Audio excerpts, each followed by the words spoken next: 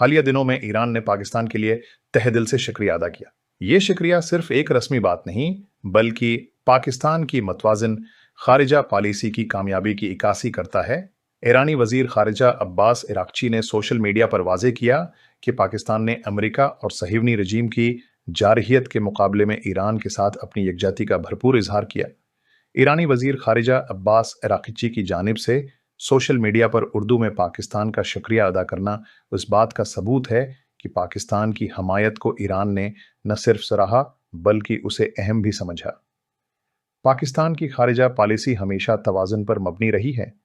سعودی عرب کے ساتھ قریبی تعلقات کے باوجود ایران کے ساتھ اعتماد اور بھائی چارہ قائم رکھا گیا، جس سے خطے میں امن اور استحکام کو فروغ ملا۔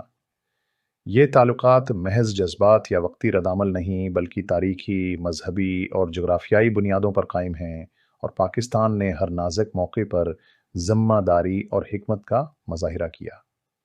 ایران کا شکریہ پاکستان کی خارجہ پالیسی کی کامیابی کی توثیق ہے اور یہ خطے میں مضبوط اور متوازن تعلقات کا پیغام دیتا ہے۔